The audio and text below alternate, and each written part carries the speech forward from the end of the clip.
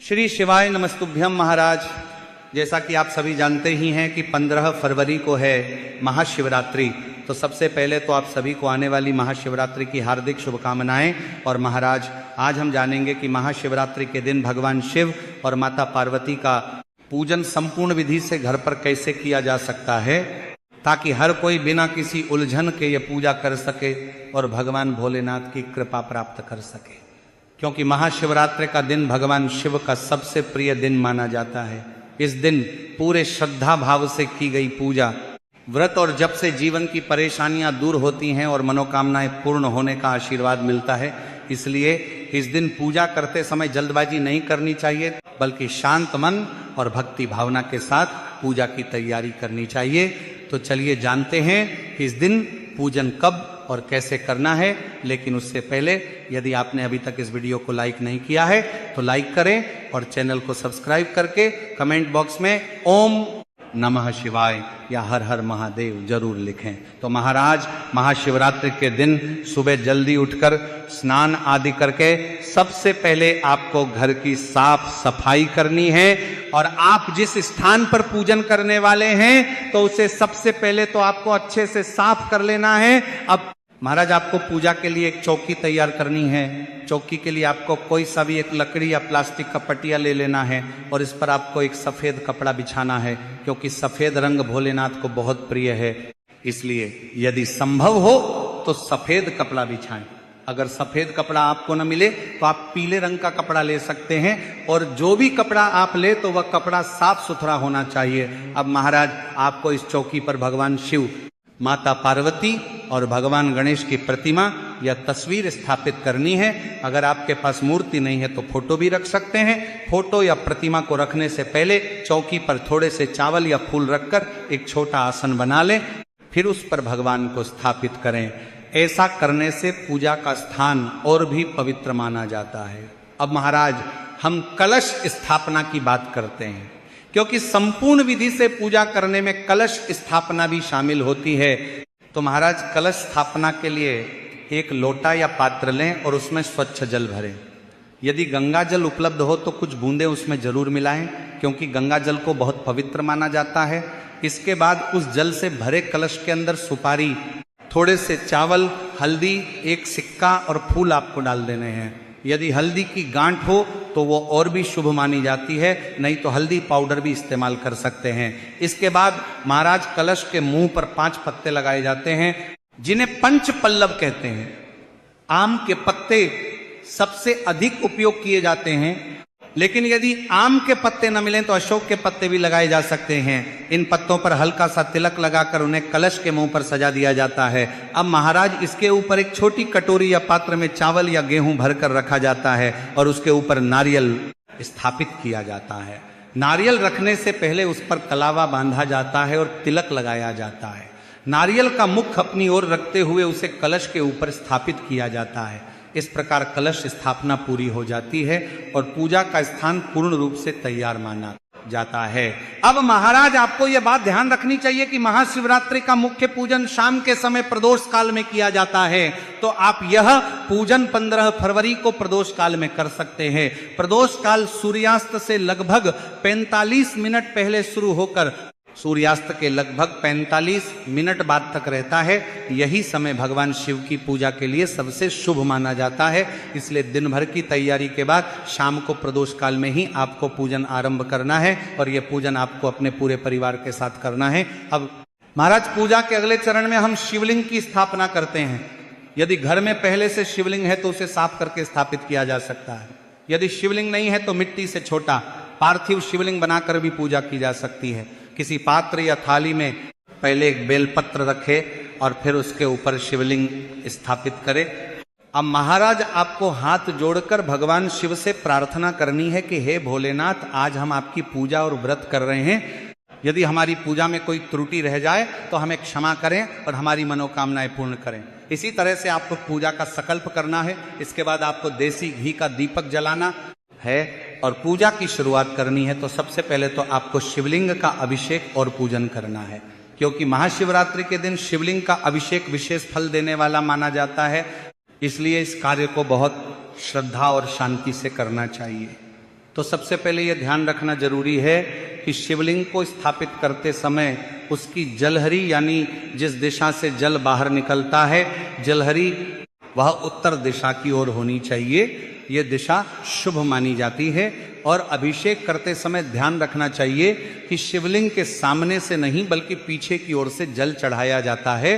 तो सबसे पहले तो साफ जल से आपको शिवलिंग का अभिषेक करना है और यह जल आपको धीरे धीरे और श्रद्धा भाव से चढ़ाना है। और जल चढ़ाते समय आपको श्री शिवाय नमस्तुभ्यम का मन ही मन जाप करते रहना है। अब इसके बाद महाराज आपको पंचामृत से शिवलिंग का अभिषेक करना है। पंचामृत सामान्यतः दूध, दही, घी, शहद और शक्कर या मिश्री से बनाया जाता है। इन पांचों चीजों का मिश्रण भगवान को अर्पित किया जाता है। यदि किसी के पास सारी सामग्री उपलब्ध न हो तो जितनी सामग्री हो उससे भी श्रद्धा से अभिषेक किया जा सकता है, क्योंकि महाराज भगवान भावना के भूखे होते हैं, सामग्री के नहीं। अब पंचामृत से अभिषेक करने के बाद फिर से साफ जल से शिवलिंग को स्नान कराया जाता है। इसका अर्थ होता है कि हमने जो भी सामग्री चढ़ाई है उसे अंत में पवित्र जल से शुद्ध कर दिया है। इस प्रकार जल, पंचामृत और फिर जल, ये अभिषेक 3 बार पूरा किया जाता है। अब महाराज अभिषेक के बाद शिवलिंग को साफ किया जाता है और फिर तिलक लगाने की प्रक्रिया शुरू होती है। भगवान शिव को सामान्यतः चंदन या भस्म का तिलक लगाया जाता है। यदि भस्म उपलब्ध हो तो वह सर्वोत्तम मानी जाती है, नहीं तो चंदन से तिलक लगाया जा सकता है। अब महाराज चौकी पर स्थापित सभी देवी देवताओं की प्रतिमा या तस्वीर पर भी चंदन का तिलक लगाया जाता है। इसमें माता पार्वती, गणेश जी, नंदी महाराज और अन्य देव प्रतिमाएं भी शामिल होती हैं। साथ ही कलश पर भी तिलक लगाया जाता है। इसके बाद माता पार्वती और भगवान गणेश को रोली से भी तिलक लगाया जाता है, लेकिन भगवान शिव को केवल चंदन या भस्म का ही तिलक लगाया जाता है। अब तिलक लगाने के बाद आपको अक्षत यानी चावल अर्पित करने हैं। तो सभी के तिलक के ऊपर हल्के से चावल लगाए जाते हैं, जो शुभता और पूर्णता का प्रतीक माने जाते हैं। अब महाराज पूजा का अगला चरण आता है, जिसमें भगवान को वस्त्र और श्रृंगार अर्पित किया जाता है। चूंकि महाशिवरात्रि का दिन भगवान शिव और माता पार्वती के विवाह का भी प्रतीक माना जाता है, इसलिए इस दिन माता पार्वती का विशेष पूजन किया जाता है। तो गणेश जी और भगवान शिव को जनेऊ अर्पित किया जाता है। यदि जनेऊ उपलब्ध न हो तो कलावा भी अर्पित किया जा सकता है। माता पार्वती को इस दिन लाल रंग की चुनरी अवश्य चढ़ानी चाहिए, क्योंकि लाल रंग सुहाग और मंगल का प्रतीक माना जाता है। इसके बाद बेलपत्र चढ़ाए जाते हैं, जो भगवान शिव को अत्यंत प्रिय माने जाते हैं। बेलपत्र चढ़ाते समय यह ध्यान रखा जाता है कि उसकी चिकनी सतह शिवलिंग को स्पर्श करे। आप अपनी श्रद्धा अनुसार 2, 5, 7, 9, 11 या उससे अधिक बेलपत्र भी चढ़ा सकते हैं। इसके साथ ही भगवान शिव को प्रिय वस्तुएं जैसे भांग, धतूरा, मदार के फूल, शमी पत्र आदि भी चढ़ाए जाते हैं। महाशिवरात्रि के दिन मंदिरों के आसपास यह सामग्री आसानी से मिल जाती है, इसलिए भक्तजन उन्हें लाकर पूजा में शामिल करते हैं। अब महाराज फूल अर्पित करने की बारी आती है। माता पार्वती और गणेश जी को लाल या रंगीन फूल चढ़ाए जाते हैं, जबकि भगवान शिव को सफेद फूल अर्पित करना श्रेष्ठ माना जाता है, क्योंकि सफेद रंग शांति और पवित्रता का प्रतीक है। अब महाराज भोग की बात करते हैं तो महाशिवरात्रि के दिन भगवान शिव को अन्न का भोग नहीं लगाया जाता है, बल्कि फल और प्राकृतिक चीजें ही अर्पित की जाती हैं। इसलिए इस दिन फल का भोग चढ़ाया जाता है। विशेष रूप से बेर का फल भगवान शिव को अति प्रिय माना जाता है, इसलिए यदि संभव हो तो बेर अवश्य चढ़ाना चाहिए। लेकिन यदि बेर उपलब्ध न हो तो किसी भी प्रकार के फल जैसे केला, सेब, संतरा या मौसमी फल भी श्रद्धा से चढ़ाए जा सकते हैं। और भोग चढ़ाते समय मन में यह भावना रखनी चाहिए कि हम जो भी अर्पित कर रहे हैं वह भगवान का ही दिया हुआ है और हम उसी को उन्हें प्रेम से वापस समर्पित कर रहे हैं। भगवान भाव देखते हैं, वस्तु का मूल्य नहीं। अब महाराज भोग लगाने के बाद हम सभी देवी देवताओं को जल अर्पित करते हैं। इसके बाद पूजा का अगला महत्वपूर्ण भाग आता है, जिसमें हम व्रत कथा सुनते हैं। परंपरा के अनुसार महाशिवरात्रि के दिन व्रत कथा सुनना या सुनाना बहुत शुभ माना जाता है।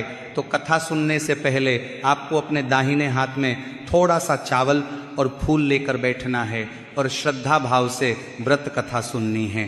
कथा सुनते समय मन इधर उधर नहीं भटकना चाहिए, बल्कि भगवान शिव की महिमा और कथा पर ध्यान रखना चाहिए। आजकल बहुत लोग मोबाइल या टीवी के माध्यम से भी कथा सुनते हैं, इसलिए यदि आपके पास कथा की पुस्तक न हो तो आप वीडियो के माध्यम से भी कथा सुन सकते हैं।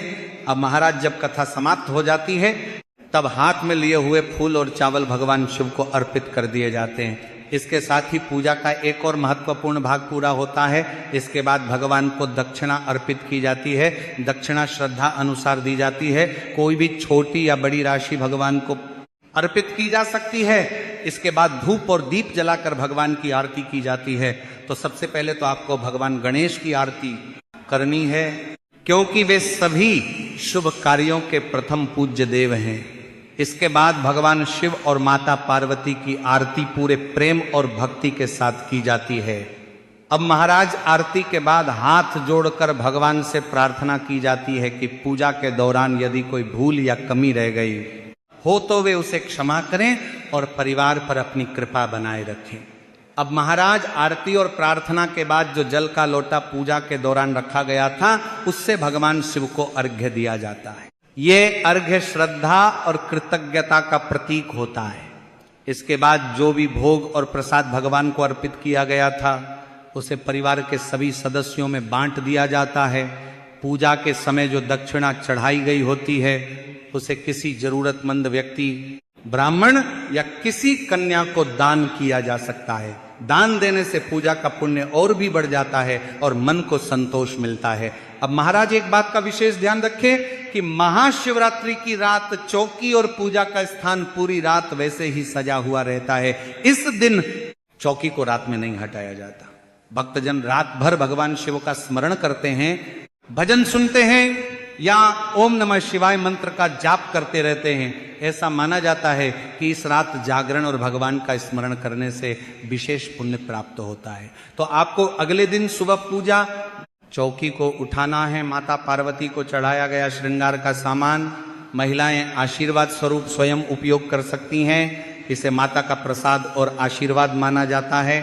और जो कलश स्थापना की थी तो उस कलश में भरा जल बहुत पवित्र माना जाता है, इसलिए उसे किसी पौधे में डाल दिया जाता है। ध्यान रहे कि ये जल तुलसी के पौधे में नहीं डालना चाहिए और बल्कि किसी अन्य पौधे में अर्पित करना चाहिए।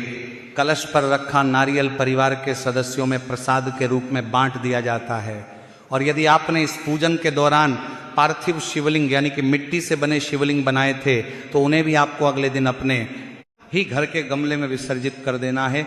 तो इस प्रकार से आप सभी भी महाशिवरात्रि का संपूर्ण पूजन कर सकते हैं। यदि कोई भक्त 4 पहर की पूजा करता है तो भी विधि लगभग यही रहती है, बस उसे अलग अलग समय पर दोहराया जाता है।